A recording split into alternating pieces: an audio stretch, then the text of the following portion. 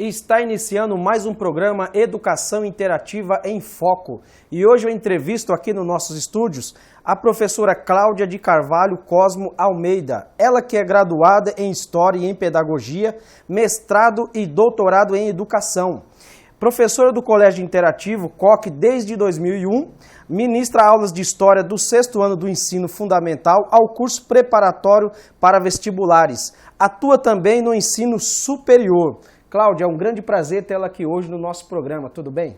Tudo bem, eu que agradeço a oportunidade e espero também estar contribuindo para que a disciplina de História seja vista e revista de uma forma mais agradável através dessa entrevista.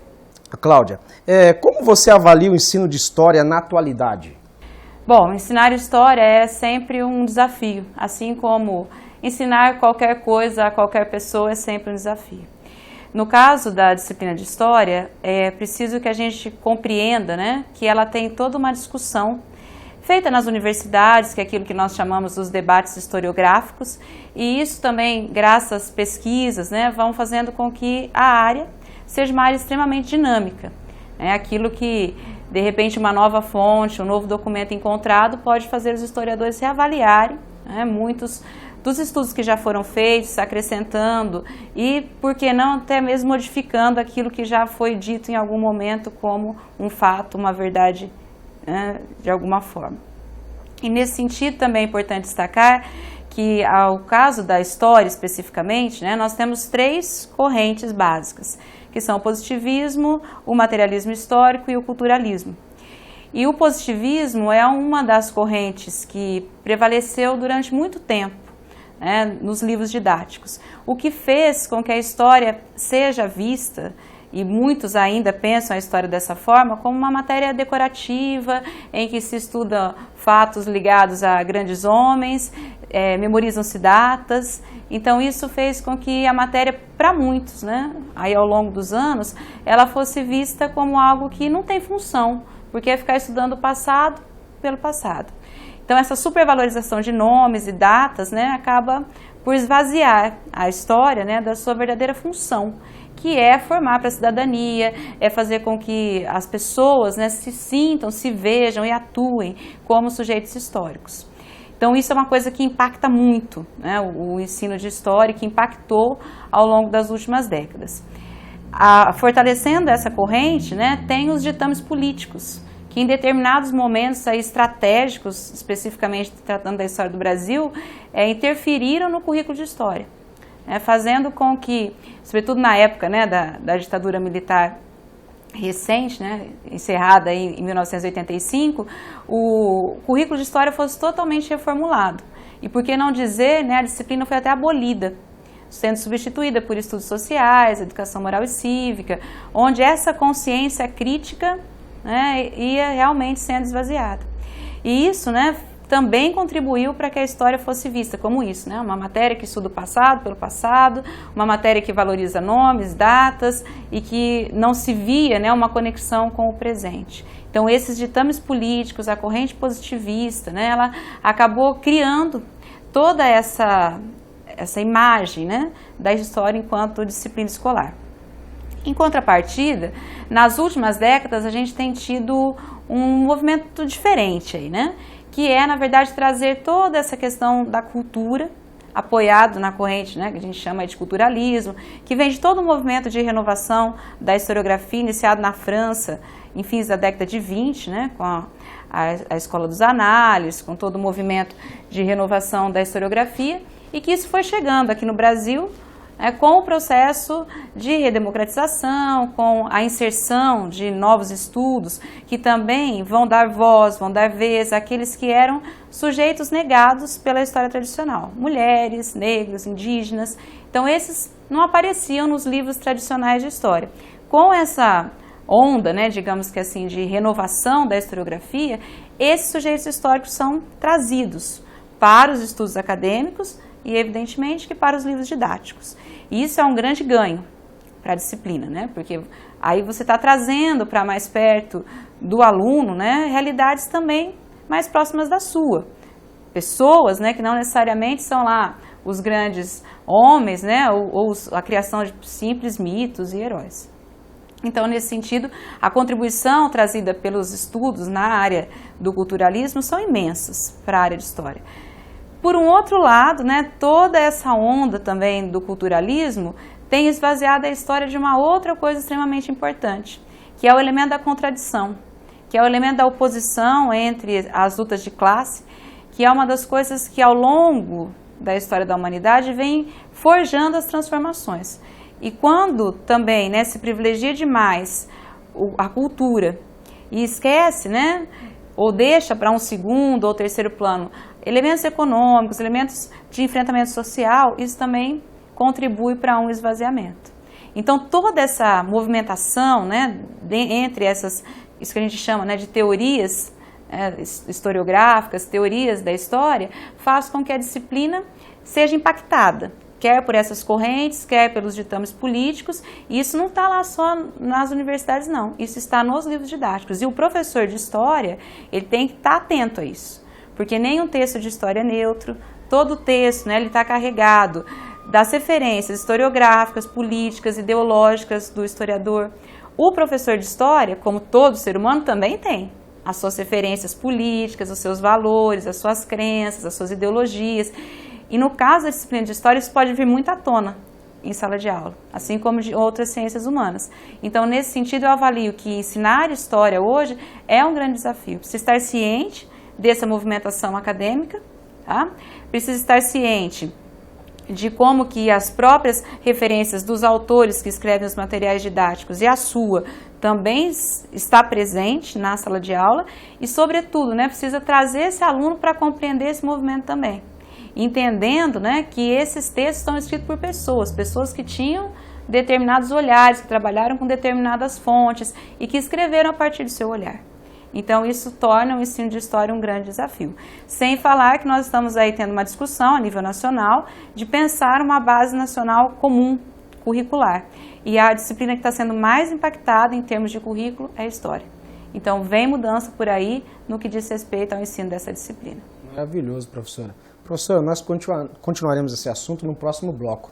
E agora nós iremos para um rápido comercial. Não saia daí, porque educação e cultura é aqui.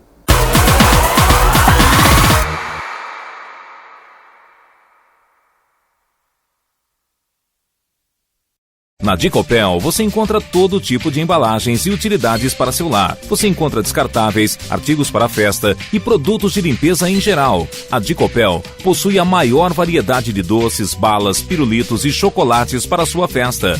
Faça-nos uma visita e surpreenda-se com a variedade de produtos. Dicopel, Avenida Comendador Antônio Stocco, 33, bem na frente da fonte da rotatória. Telefone 3522-8060. A Universidade Estácio de Sá, com mais de 45 anos de existência, está inserida no Colégio Interativo Catanduva desde 2007, com cursos em bacharel, licenciatura e tecnologia, proporcionando facilidade para os universitários que poderão estudar em suas casas, em seu ambiente virtual, com materiais altamente qualificados.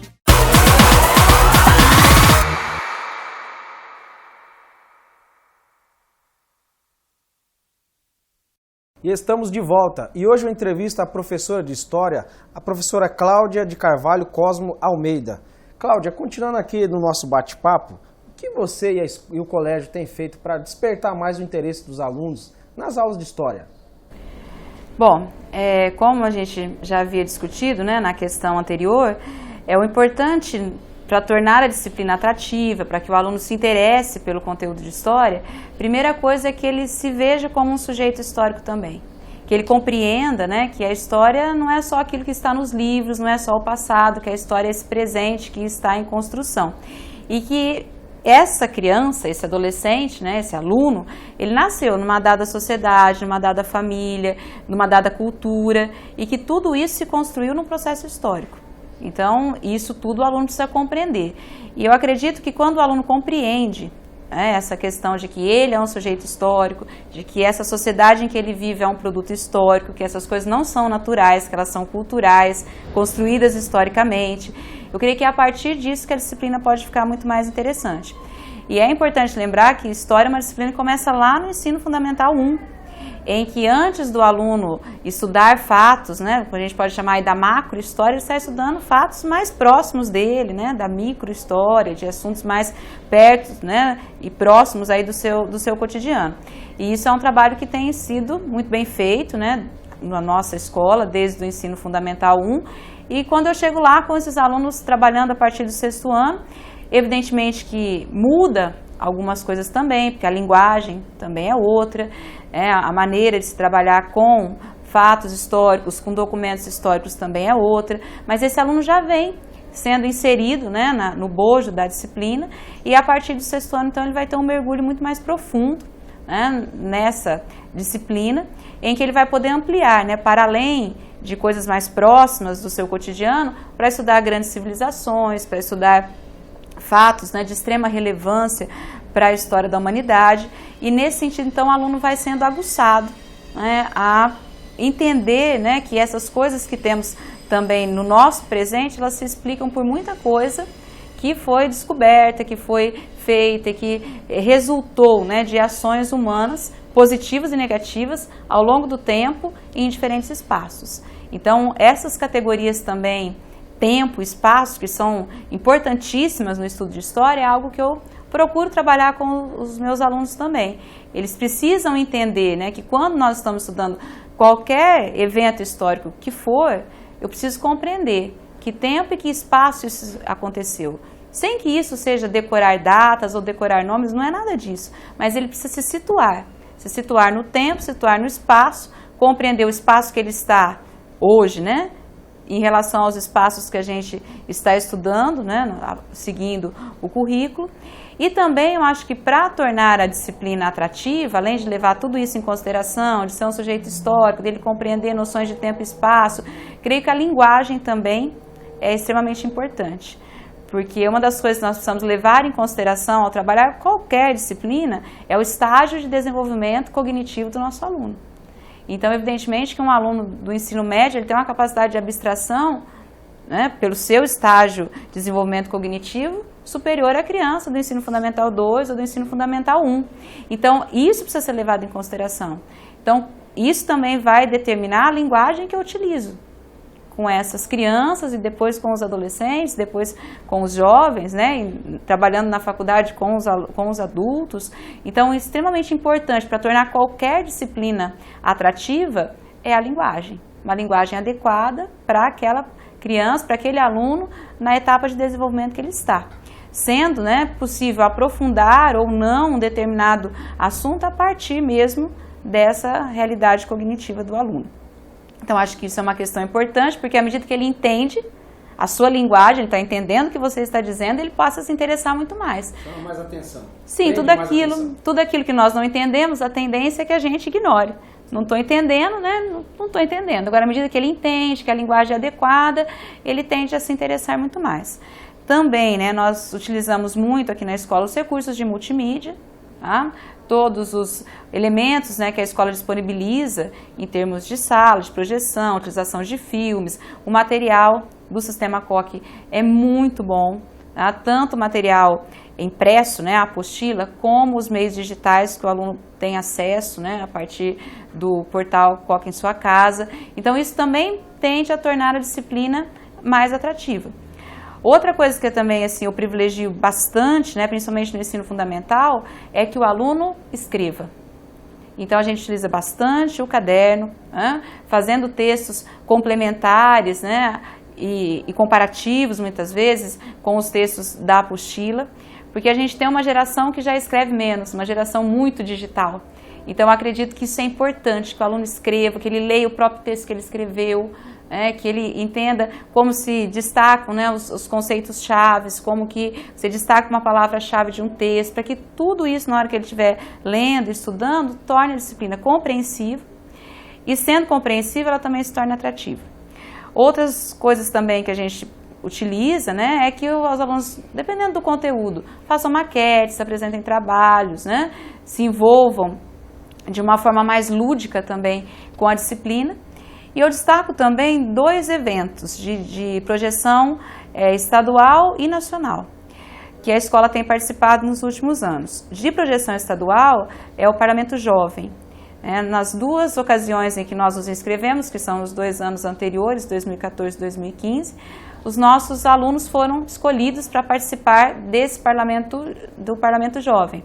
O Parlamento Jovem, ele é uma atividade promovida pela Assembleia Legislativa Estadual, em que alunos, do estado inteiro se inscrevem, apresentando projetos de lei, passam o dia na Assembleia Legislativa, atuam como deputados mirins e juvenis, e nós tivemos a oportunidade, de ter 2 alunas recentemente participando desse evento.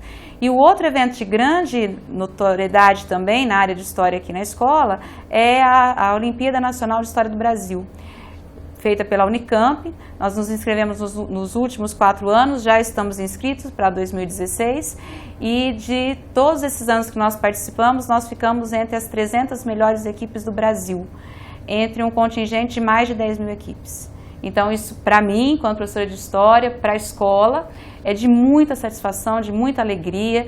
Eu trabalho com os alunos do 2º ano do ensino médio nessa Olimpíada, e assim, os alunos do Fundamental já ficam fazendo conta quando é que eles vão estar no 2º ano do ensino médio para poder participar dessa Olimpíada também. Então é uma coisa que enche o nosso coração de alegria, de ver o aluno se interessando por isso. Esse ano mesmo, antes de eu fazer a divulgação, eles já estavam me procurando para participar. Então é assim que a gente torna a disciplina mais atrativa. É um orgulho, professor. Professor, nós continuaremos esse assunto no próximo bloco. Está muito interessante aqui. Eu ficaria aqui ouvindo você falar o dia inteiro. Mas nós vamos agora para um rápido comercial. Já estaremos de volta. Não saia daí, hein?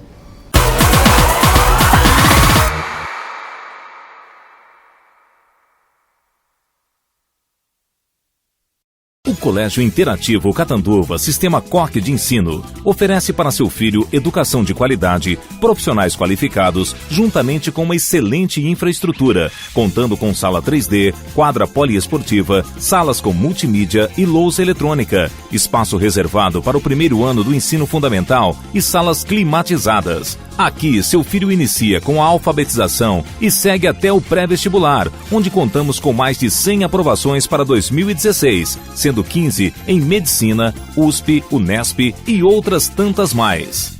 Torre de Pizza, um lugar para se sentir bem e alimentar seu corpo e alma, porque aqui somos apaixonados por pizza. Para os momentos inesquecíveis com a família ou os amigos, uma explosão de sabores, feita especialmente para você, com ingredientes de qualidade no forno a lenha, rodízio todos os dias e ainda com refrigerante à vontade. Faça sua festa de aniversário e confraternização na Torre de Pizza. Novos telefones para delivery, 3523-7350. 3524-3403, Rua Antônio Girol 153, Parque Glória 1, Catanduva, São Paulo.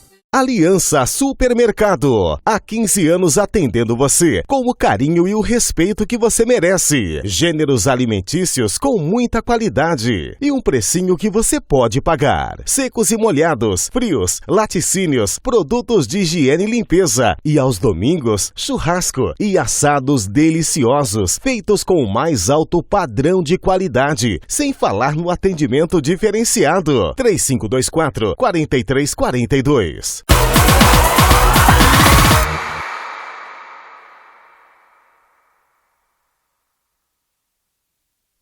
E estamos de volta e hoje eu entrevisto a professora doutora em História, Cláudia de Carvalho Cosmo Almeida. Professora, continuando aqui no nosso bate-papo, gostaríamos que você apontasse as principais características da prova de História dos principais vestibulares, incluindo o Enem. Vestibular é uma grande maratona, né? E nós sabemos muito bem que o vestibulando está sujeito a estresse, prolongado, e por consequência dessas provas que são muito próximas umas das outras e que acabam sendo aí bastante pesadas muitas vezes para o aluno enfrentar essa maratona. Então, para isso, além do aluno ter estudado muito ao longo do ano, é importante que ele também conheça as características dessas provas, daquilo que a gente chama de os grandes vestibulares, como o FUVEST, Unicamp, o Enem, que é a porta de entrada para as universidades federais. Com relação aos vestibulares da FUVEST, da Unicamp, é importante entender que a primeira fase desses vestibulares, que são questões objetivas, em geral na área específica de história, se tem enunciados curtos, mas que exigem que o aluno tenha domínio de conhecimentos bastante pontuais sobre determinado elemento da história. Por exemplo, as características do feudalismo são. Então, um enunciado simples assim, quer dizer, ele tem que realmente entender que características são essas e identificá-las nas afirmações. Então, a primeira fase da FUVEST, por exemplo, a característica predominante é essa, enunciados curtos, mas que exigem que o aluno de fato domine conceitos, fatos, relações entre os acontecimentos históricos. A Unesp, ela tem uma diferença. A primeira fase da Unesp, que também são questões objetivas, ela tem enunciados mais longos, com textos que têm a vantagem de, se o aluno ele tem algumas lacunas de conhecimento na área de história, mas ele tem facilidade na interpretação de texto, ele tem um caminho para responder essas questões a partir do texto oferecido pelo próprio vestibular. Em contrapartida, isso também tem outro lado, torna a prova mais longa, que exige muito mais atenção na leitura desses textos. Quanto às segundas fases, tanto da Unesp, da Unicamp, da FUVEST, aí são questões discursivas, em que o aluno, ele geralmente tem um texto de apoio, ele tem uma questão primeira referente a esse texto, de uma mesma questão mais simples, e aí uma questão que vai exigir o aprofundamento. E é esse movimento do aluno com os textos, entre passado, presente, atualidade, é isso que vai ser cobrado desse aluno na segunda fase desses grandes vestibulares. E o Enem, a gente pode também encontrar o fato de que ele trabalha com duas questões centrais, competências e habilidades. As competências é tudo aquilo que o indivíduo ele desenvolve em termos de saber, de conhecimento, durante a vida e durante a escolarização. E a habilidade é o saber fazer, e o Enem vai cobrar isso, ou seja, ele vai trazer esse conhecimento escolar para o cotidiano do aluno e colocando esses conhecimentos em interdisciplinaridade. Então, uma questão de história você responde com o aporte da filosofia e da geografia. A uma questão de biologia você responde com o aporte da física e da geografia também. Então, os conhecimentos se interrelacionam no Enem e o aluno precisa entender isso, que é um conhecimento dinâmico, interdisciplinar, onde competências, que é o conjunto de conhecimentos que ele adquiriu ao longo da vida e da escolarização, e o saber fazer, o aplicar desses conhecimentos é o que o Enem vai cobrar dele.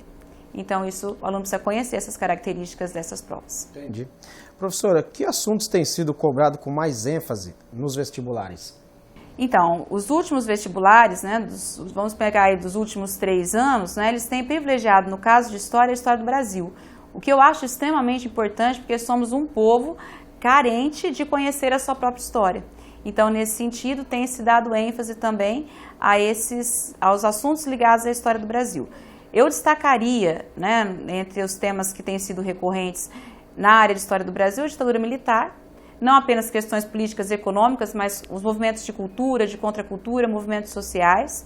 Também destaco, o que é sempre cobrado com frequência, questões relacionadas à economia colonial, era Vargas, que são momentos importantes aí da nossa história que o aluno precisa conhecer. E volto a repetir, a importância dos movimentos sociais da cultura, inclusive a cultura indígena e africana, que tem lei hoje no Brasil que insere a história dos afrodescendentes e da cultura africana e indígena como obrigatória nos currículos de história. Então, isso também está aparecendo nos vestibulares. E de história geral, eu destaco as questões relacionadas também a assuntos da atualidade. Não dá para desconsiderar a globalização, nova ordem mundial, a questão do terrorismo, a questão das epidemias, que também é algo extremamente importante e que tem um aporte histórico também, porque o mundo já viveu outras epidemias, que elas também estavam relacionadas a hábitos de higiene, que estavam relacionadas às questões de ordem política, à falta de política pública. Então, isso também tem aparecido nas provas para que o aluno faça essa inter-relação entre o passado e o presente. Então, eu destacaria esses temas, além, evidentemente, de conceitos, né, que o aluno precisa dominar. O que é liberalismo, o que é neoliberalismo, o que é capitalismo, o que é socialismo, o que é anarquismo. O aluno precisa dominar esses conceitos, porque o domínio desses conceitos é cobrado em vestibulares e isso é ferramenta importante para ter sucesso numa prova de história. Maravilhoso. Professor, que dicas específicas de história você daria para os vestibulandos? Bom, a primeira delas é estudar, estudar, estudar. A gente sabe que cada vez mais as vagas são muito concorridas, né? Existem várias políticas aí que envolvem a questão das vagas, que não é tema agora para estarmos discutindo, mas é importante que o aluno saiba que está extremamente concorrido, né, essas vagas nos grandes vestibulares. Então, a primeira dica é essa, estudar. A segunda dica, né, é que o aluno se desconecte um pouco. Porque para estudar, para ler um texto, para compreender, fazer um exercício de qualquer área, né, o aluno precisa estar, de fato, concentrado no que ele está fazendo. E nós temos uma geração conectada o tempo todo e que aí, né, um sinal de que chegou uma nova mensagem tira a atenção, tira o foco do aluno e ele precisa, então, entender que para passar em vestibular precisa desconectar um pouco. Então, essa eu acho que é uma dica importante. Outra dica, exercício. Tá? E o exercício, ele faz com que aquela aula dada seja uma aula estudada. O exercício instrumentaliza o aluno para perceber que lacunas que ele tem dentro daquele assunto, isso em qualquer disciplina. E ele leva, né, a possibilidade do exercício para discutir com o professor.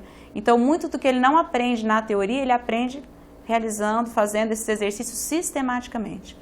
Também, né, no que diz respeito à área de história, tomar bastante cuidado com afirmações, né, quando tem lá uma questão de teste, com afirmações que elas trazem palavras como exclusivamente, totalmente, né, porque são palavras que ou reduzem demais ou ampliam demais. E história não é nenhuma coisa nem outra.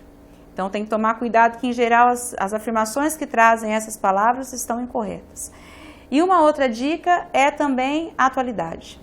Ler jornal, ler revista, assistir jornais, canais de internet, mas assim, variar, né?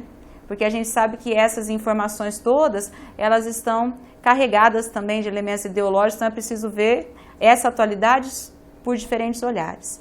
E estar aí, né, antenado de fato, né, nesses acontecimentos que estão impactando o Brasil e o mundo, né? Eu destaco, portanto, como um tema que pode aparecer nos próximos vestibulares, a crise política e econômica que o nosso país tem atravessado e a questão da atuação de grupos extremistas, jihadistas, como o Estado Islâmico. E as epidemias, mais uma vez, que eu acho que não pode deixar de ser mencionado como um assunto que vem aí pelas próximas provas.